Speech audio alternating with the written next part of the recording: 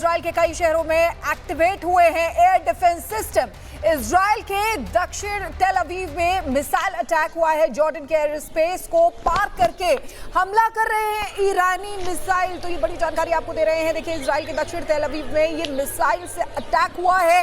एक एक अटैक की तस्वीरें आपको दिखा रहे हैं। अभी कुछ समय पहले हमने आपको दिखाया था बैलिस्टिक मिसाइल से अटैक हुआ था, वो भी रक्षा मंत्रालय के नजदीक में। और ये एक और तस्वीर आपके सामने, देखिए किस तरीके से ये हमला कर रहे हैं ईरानी मिसाइलें। जो एयर स्पेस है जॉर्डन के, उनको पार करके ये हमला किया जा रहा है।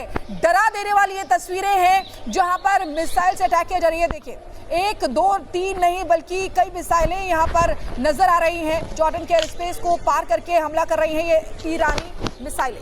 तो ये हमने एयर स्पेस दिखा दिया कैसे हमला किया जा रहा है। मेरा सवाल कोचर सर आपसे है, अभी जो बात छेड़ रहे थे सना सर कि कैसे वो अटैक करता है। अब वो अटैक जो इजराइल कर रहा है ईरान में ना, वो टॉप लीडरशिप पे कर रहा है। तो क्या स्ट्रेटजी है कि टॉप लीडरशिप ही ईरान की अब की बार उड़ा दो तो पूरा जंग आपके हाथ में है?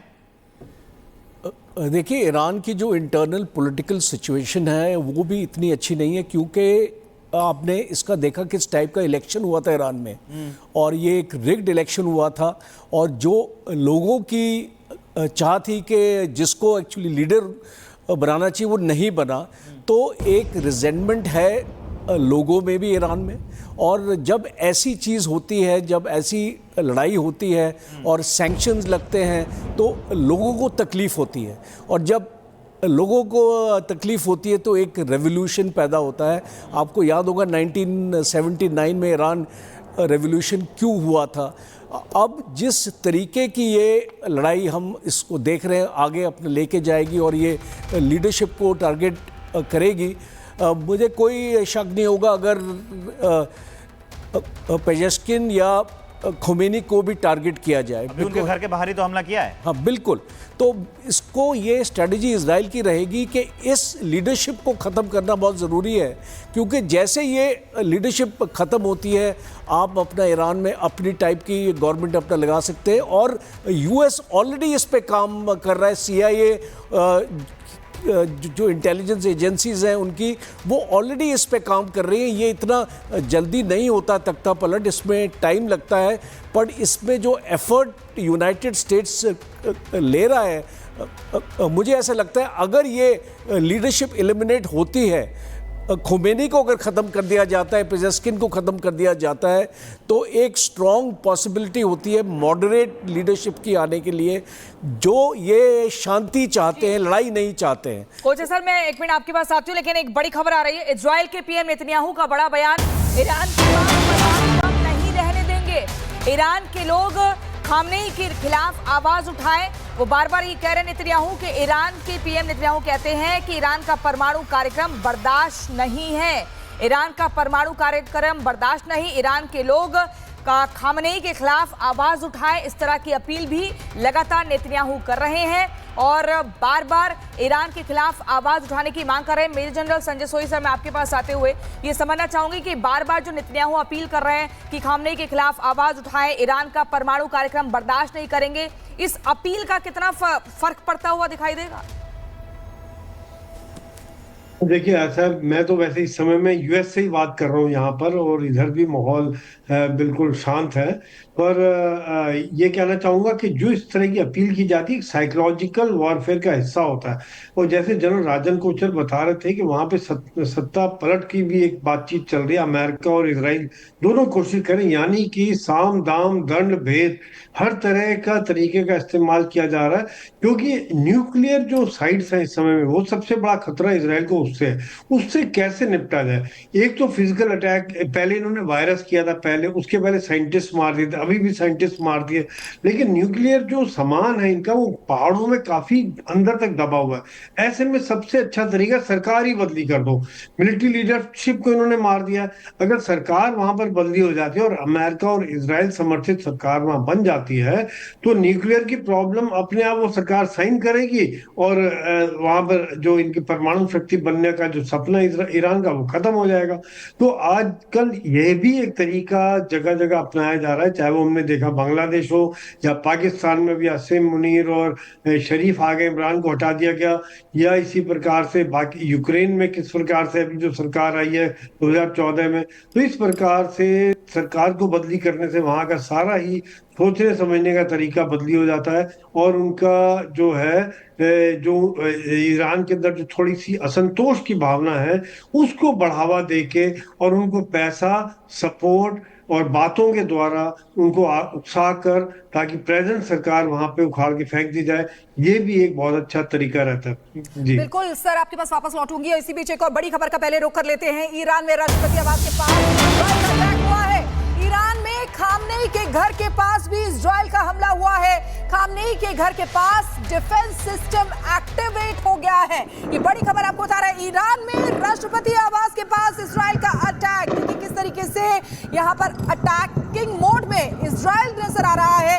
ईरान में खामनेई के घर के पास भी इजराइल का हमला हुआ है। खामनेई के घर के पास जो डिफेंस सिस्टम है वो एक्टिवेट हो गया है।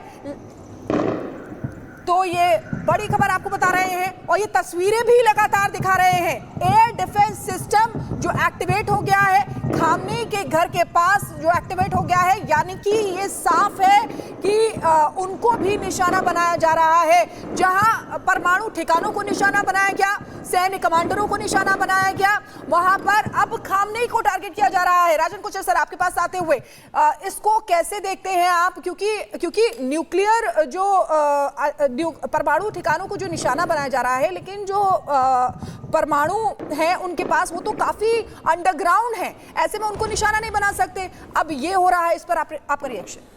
देखिए, ये जो न्यूक्लियर की बात आपने करी ये बहुत इंटरेस्टिंग है, क्योंकि 40-50 मीटर अंदर आपके जो न्यूक्लियर के आपके फिसाइल मटेरियल और आपका यूरेनियम एनरिच्ड अपना यूरेनियम रहता है।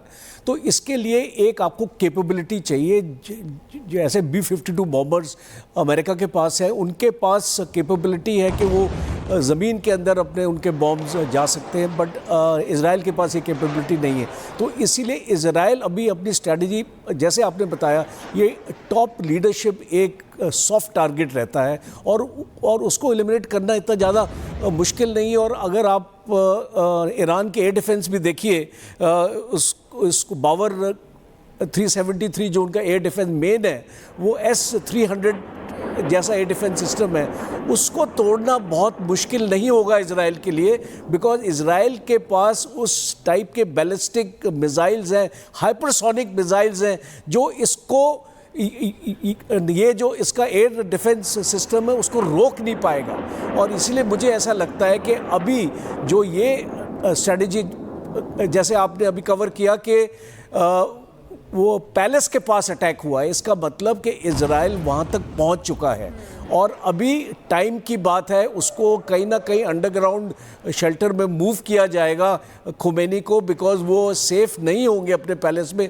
उनको भी अंडरग्राउंड, उनके भी एक्चुअली बने होते हैं, बंकर्स बने होते हैं, जिसमें ये लीडर्स को सेफ्टी के लिए इसको पहुँचाया जा सकता है। तो इसमें जो इजराइल की ह्यूमन इंटेलिजेंस काम आएगी, बिकॉज उनको एग्जैक्ट पिन पॉइंटिंग की इंफॉर्मेशन उनको चाहिए होगी कि कहाँ पे खुमैनी आज हैं और किस लोकेशन में उनको छुपा रखा है और वो कब तक छुपे रहेंगे। देखिए, लड़ाई जो है ये 4-5-6 दिन में ख़त्म होने वाली नहीं है, ये एक लंबी लड़ाई। इजराइल जो है वो पूरा स्ट्रेटेजिकली चल रहा है, किस तरीके से उसने परमाणु ठिकानों को निशाना बनाया, और बयान भी नेतन्याहू का सामने आ रहा है कि परमाणु कार्यक्रम को बर्दाश्त नहीं किया जाएगा।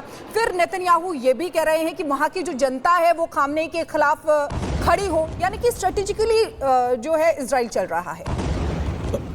3 आर्ट वॉरफेयर हम चाइना को देखते हैं, इसको एम्प्लॉय करता है। एक साइकोलॉजिकल वॉरफेयर होता है, जैसे अभी जनरल सोई ने भी जिक्र किया, और एक होता है लीगल वॉरफेयर और एक होता है आपका सोशल मीडिया में जैसे इसका प्रोपेगेंडा होता है, मीडिया का जो होता है। तो ये जो लड़ाई है एक प्रॉपर स्ट्रैटेजी के साथ इजराइल इसको लड़ रहा है, जिसमें साइकोलॉजिकल वॉरफेयर एक बहुत बड़ा हिस्सा है। लोगों को बता रहा है ईरान के कि ये आपके जो लीडर हैं आपके देश को तबाह कर रहे हैं, आपको इस लीडरशिप को चेंज करने की बहुत ज़रूरत है। और लोग तो वैसे ही एक अपॉर्चुनिटी की तलाश में है, और अगर ये अपॉर्चुनिटी इजराइल ईरान के लोगों को देगा, मुझे कोई शक नहीं है कि वहाँ पे रिजाइम चेंज की बहुत स्ट्रॉन्ग पॉसिबिलिटी आती है। कौन सा अवाम है देश का जो अपने ऊपर बम अपना गिरना अपना देखना चाहेगा?